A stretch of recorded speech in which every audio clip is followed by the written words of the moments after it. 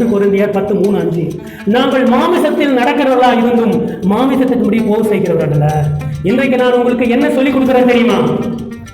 கன் எப்படி யூஸ் பண்றது, கத்தி எப்படி யூஸ் பண்றது அப்படின்னு சொல்லி கொடுக்குறேன்.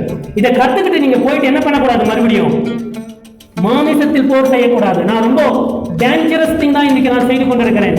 நீங்க யூடியூப்ல சர்ச் பண்ணி பாருங்க, லாஜிக்கல் ஃபேலசிஸ் பத்தி நம்ம தமிழ் சபைகளில் எந்த சபையிலையாவது சொல்லியிருக்காங்களா பாருங்க. ரொம்ப ரேரா சொல்லுவாங்க, ரொம்ப சொல்வதற்கு பயப்படும். ஏன்னா உங்களுக்கு கத்தி சண்டை கற்றுக் கொடுத்து கத்தி கையில கொடுத்துட்டு இப்ப நீங்க மாமிசத்துக்கு ஏற்ற போர் பண்ணாதீங்க அப்படின்னு நானும் சொல்லணும்.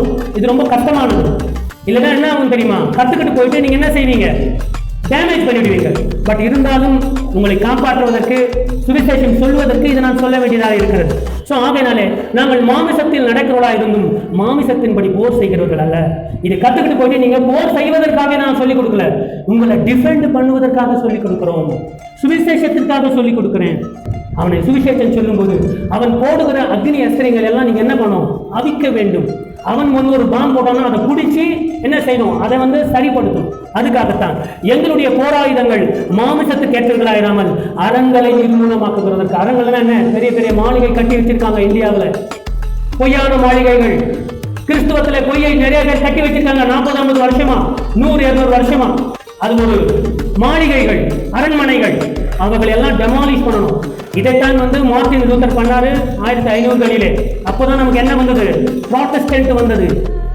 ஆனா அதெல்லாம் நம்ம மறந்துட்டோம். இப்போ நிர்மூலமாக்குவதற்கும் தேவ பலம் உள்ளவைகளா இருக்கிறது. அவைகளால் எதை நம்ம ஜெயிக்க போகிறோம்? தர்க்கங்களையும். நிறைய வாதிப்பாங்க, ஏய் உன் சாமி பெருசா, என் சாமி பெருசா, உட்காந்து பேசுவோம், யார் சாமி பெருசுன்னு பேசுவோம்.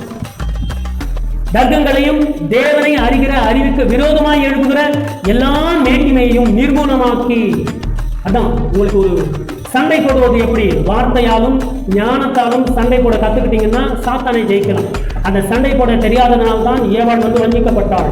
எந்த எண்ணத்தையும் கிறிஸ்துவுக்குள் கீழ்ப்படிய சிறைப்படுத்துகிறா இருக்கிறோம். ஆமையா தேவஜனமே, உங்களுக்கு இதை தான் நான் கற்றுக் கொடுத்துட்டு இருக்கேன். ஒரு கத்தி சண்டை எம்ஜிஆர் படத்தெல்லாம் பார்த்து எம்ஜிஆர் நம்பியார். இன்னைக்கு நீங்க என்னம்மா அது என்ன ட்ரெஸ் பேர் என்னது, லெக்கின்ஸ் இல்லையா? லெக்கின்ஸ் இன்னைக்கு தான் நம்ம போட்டோம். ஒரு 20 வருஷமா தான் வந்தது. எம்ஜிஆர் 60-70லேயே போட்டிருப்பாரு. எம்ஜிஆர்லாம் போட்டுட்டு நல்லா டான் டீன் அப்படின்னு குத்துவார். புரியுதா? உங்களுக்கு கன்னை எப்படி யூஸ் பண்றது, கத்தி சண்டை எப்படி யூஸ் பண்றது கற்றுக் கொடுக்கணும். இது எங்கே பயன்படுத்தணும்? சாத்தான் மீது பயன்படுத்தணும், தர்க்கங்கள் மீது பயன்படுத்தணும். சரியா? யார் பொய்யை உங்க மேல திணிக்கிறாங்களோ அவங்க மீது பயன்படுத்தணுமே தவிர குடும்பத்தின் மீதும் நல்லவர்கள் மீதும் சத்தியத்தை சொல்லுகிறவர்கள் மீது இல்லை. அது ஹிந்தியில ஒரு பழமொழி இருக்கு. என்ன பழமொழி அப்படின்னு சொன்னா,